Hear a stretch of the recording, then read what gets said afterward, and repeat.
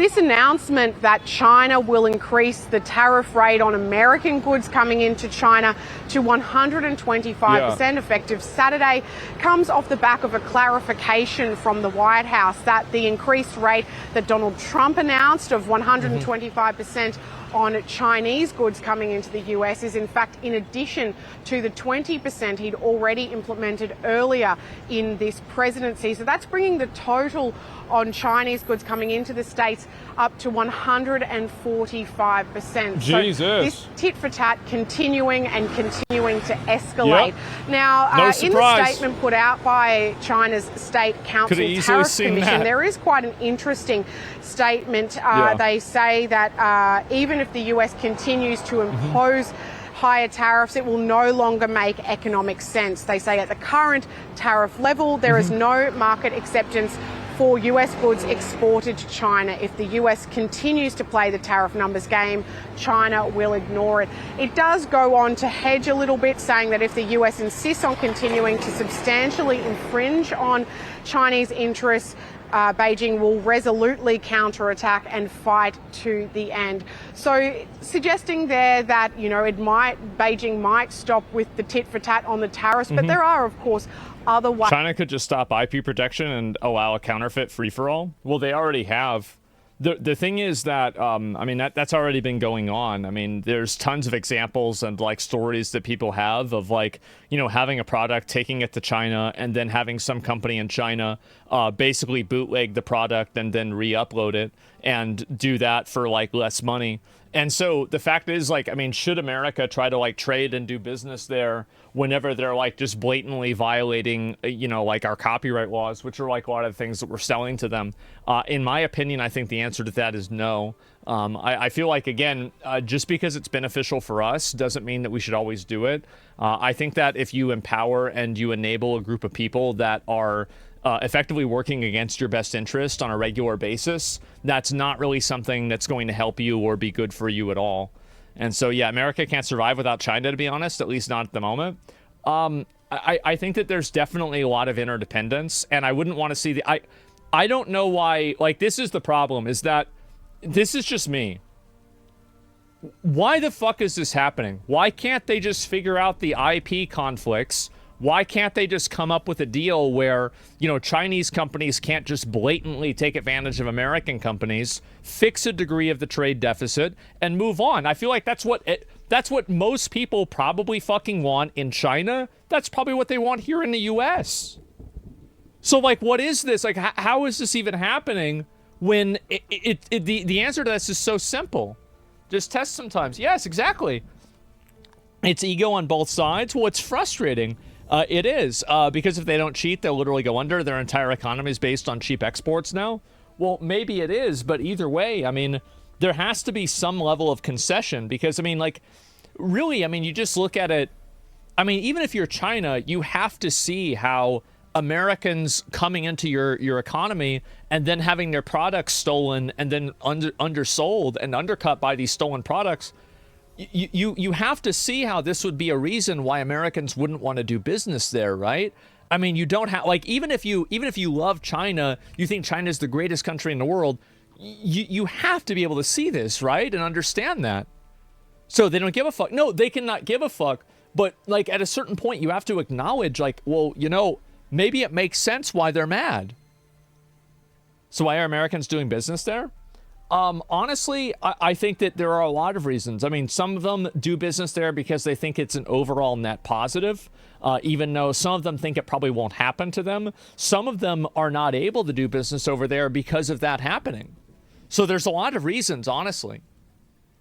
It's cheap. Yeah, and also it's cheap. That's another really big reason. Saving face and pride is greater than logic. Well, I don't think that's going to happen forever.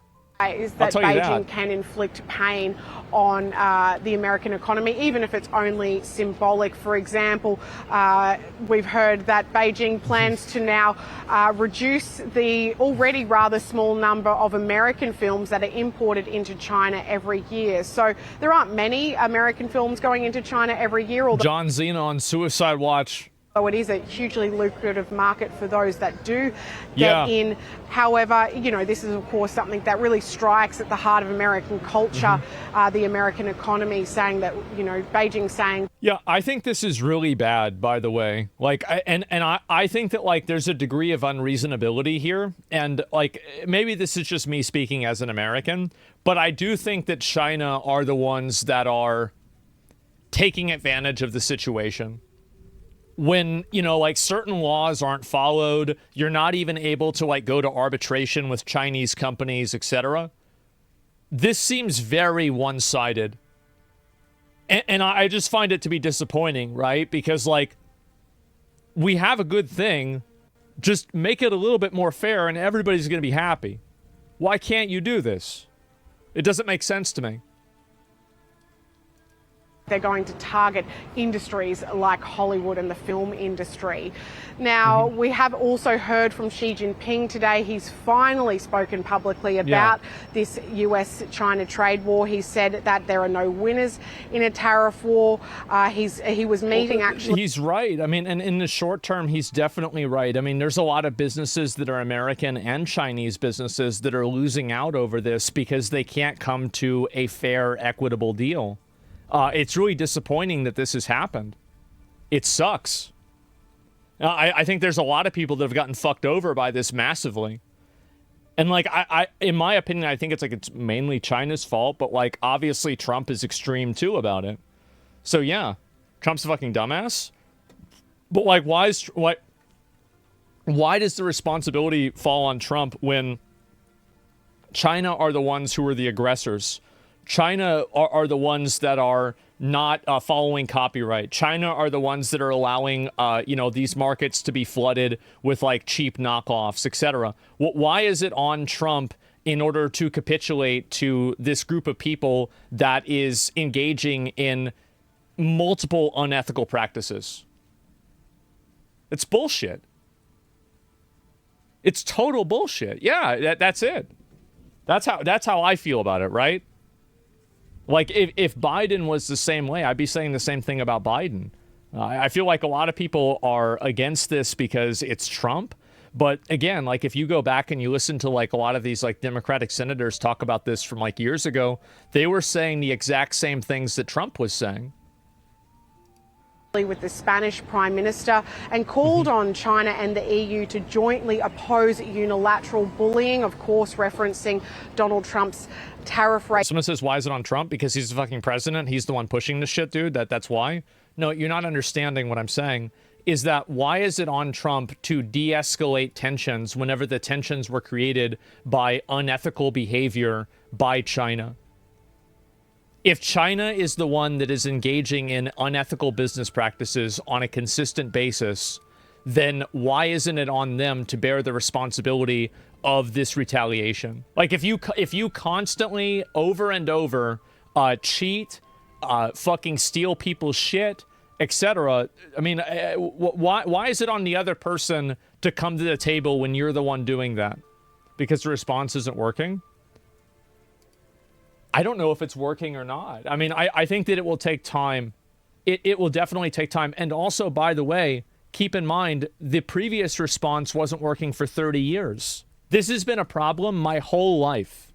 Like, my whole life, I've heard about China, you know, like, stealing people's shit and then not listening to, like, our laws, violating trade rules, etc. I've been hearing this forever. So, like, you want to say it's not working after it's been happening for, like, less than 2 weeks. Yeah, it's been about 2 weeks or so. And okay, that's fine. But let's try to change something now that it hasn't worked for, you know, let's change the other thing that hasn't worked forever. If the tariffs aren't working, we find another way. Nobody forced Trump to be the guy to step up. He took this on himself. I did. I mean, I would want Trump to solve this. I think a lot of people do. And also, people forced Trump. They did force him. By voting for him, they forced him. He ran on this platform and he said, I'm going to do this. People voted for it. I don't even understand. And also, like, again, I feel like so much of this criticism is centered more reasonably. It kind of feels like Trump put China in a position to do nothing and win. How is China doing nothing and winning A massive amount of their economy is tied to the United States. If China isn't exporting these products to the United States, it can't go and export them to another country at the same ratio that it can at the United States. Now, they can export some countries to some products to other countries. Like apparently they have a deal with like Spain apparently going on now, right? That's what's happening. And so they will try to make up the difference. But America is like 5% of the world's population, and it's 1/3 or something like that, or 20%, I forgot which one, of the entire like global imports. Like we have the biggest economy in the world. Our economy is like a quarter of the entire world. So to think that like to lose that, do you really think that's like doing nothing and winning? That's doing nothing and losing. And they're not doing nothing. Let me reword, as long as China holds out, they'll come out ahead. I'd love to be proven wrong. How are they going to, like, I don't see anybody, this is the problem. I don't see anybody coming out ahead with this. I don't think that it's good for America. Now, I think Trump should continue doing this, by the way. I think he should. The reason why is that the previous agreement was not in our best interest. And so the argument that, well, the previous agreement where you're being disrespected, treated unfairly, and not being given an equal shake on things, that one is slightly better than this worse agreement. I think that if somebody is trying to force you into a bad deal that's bad for you, you should never try to take the lesser of two evils, because at that point you're selling out the country. So yeah, no, then stop the tariffs. Yeah, I think that they need to come to an agreement that lasts, that like provides certain protections. Who made and enforces copyright? Well, America does. But if China wants to do business with America, then there have to be concessions made. That's it. And if they're not willing to make those concessions, then I think that we should keep the tariffs. So that's the way I see it. And also, like, by the way, yeah, the seller loses. Yeah, China we mainly import from China, right? China doesn't mainly import from us. And so basically what I'm saying is that, maybe I said the second part wrong, but like basically like China's economy relies on them sending us a bunch of cheap bullshit, right? A huge amount of their economy is built off of them sending us Happy Meal toys, fucking forks, just random knickknacks, doodads, and bullshit. And by the way, I'm not trying to be disrespectful. I totally respect China. I just think they're engaging in something that's unfair. But the fact is that that's a huge part of their economy. And if they don't have that, that's massively detrimental to them. And they're the ones that are stuck holding all of this stuff. I think it would probably be a lot easier for us to find somebody else to make new forks than for China to find somebody else to buy forks at the same rate, at the same prices, at the same level that the United States of America does. I think that's a lot harder than for us to find another place to buy forks. That's what I think. Regime saying that going against the world will only lead to isolation. Now, some of the most recent comments we've heard from Donald Trump do indicate that he still wants to talk to Xi Jinping. He's talked repeatedly about... Yeah, they have to work this out, man. I think they will, but it's just going to take... It's going to take a little bit more peacocking. That's what I think is going to happen. You're being hypocritical because you're choosing to buy those forks. Well, yeah, I mean, obviously, right? Like, of course. But like I'm talking about like the government. I'm not looking at it from the perspective of a consumer. I'm looking at it from the perspective of the government. His friendship with Xi Jinping, about the fact that he has a lot of respect for the Chinese leader. But on the other side, we are not seeing the same kind of rhetoric in return from Beijing. So it doesn't seem like those negotiation talks will be in the works anytime soon. I think it'll probably take a little bit longer because, like, let's be honest, nobody wants to look bad. I think it's ignorant as fuck. I've seen a lot of graphs that China manufactures a lot of important stuff too, leads the world in many important sectors. The questions is how dependent is it on those goods because it's not so cheap. No, I think that you're absolutely right that it will definitely negatively affect the U.S. if we have trade problems with China. It absolutely will. But I'm saying that when you have an economy that's built on selling something to another person, you are going to bear the majority of the burden. Because it's a lot easier for, let's say, us to find somebody else to make these machines or whatever you're making than it is for them to sell all of these products at the same ratio that they were selling it to the United States.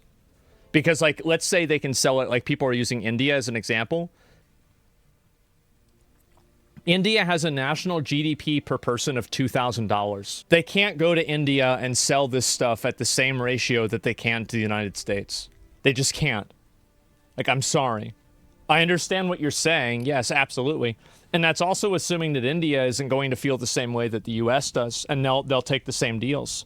And how many people in India? There's a lot of people in India. There are. Oh, do you see an analogy of video games, man? Well, I don't know what you mean by that. But yeah, cost of living is cheaper, bro. That's why. If I look at India and I look at the way that they live, the standard of living in India and their purchasing power is dramatically less than the United States. And I'm sure that there are places in India that look really nice and they have the same equivalent standard of living as the United States. But that is the vast minority of India. In the U.S., like if you compare this, USA average GDP per capita, $89,000. Like, if you think that there is any parity between $2,000 and $89,000, you are out of your fucking mind. I'm sorry, you're completely out of your mind. Like, I would understand if it was like 20,000 versus 25,000, or like even 20,000 versus 30,000. That's not really a big difference because the population difference. But this is like multiples. I mean, like, what is this, like 30 times more, 20 times more? It's huge. So yeah, that's the power of the US dollar. Exactly. And then also because the US dollar is used so often, then you're going to lose money in currency exchange as well. So yes, there's a huge amount that China loses by not being able to trade with the US. Absolutely they do. But it's also true that it is massively detrimental to pretty much everybody that it's happening. And I just hope that they can come to a deal. And do you think Trump will force the world to boycott Chinese goods by punishing anyone who does business with China? Do you think that we should push it this far? Maybe, yeah. It depends. Yeah, so, like, I mean, if we think that China is facilitating and allowing economic espionage, then, yeah, absolutely, we should try to work to destabilize their economy as much as we can. Because they're effectively doing that to us. Like, it's, again, like, who's throwing the first stone? Is it the one who's responding to, you know, the theft of their products, or the person who's stealing the products in the first place? It's obvious. Won't that make more enemies? I potentially, yeah. But I think that, like, really, again, if the only way that you can be friends with people is for you to engage in a relationship with them that's detrimental to you and positive for them, then you're not really friends in the first place, are you? Like, I wouldn't say you are. I don't think that's a very good way to look at it at all. Like, if the only way that somebody will be friends with you is if you have a monetary relationship with them that is beneficial towards them primarily, that seems a little bit unfair. They go into effect today. What do you think about the Trump tariffs? Doesn't affect me. Why not? I'm pro-Trump, but don't affect me. Well, what do you think about it? Tell me your opinion on how he's going about it. What do you think? Dominance, baby. Greatest country in the world. That's it. Oh, man. Yeah, I saw this. I thought this shit was fucking funny, man. Yeah, there you go.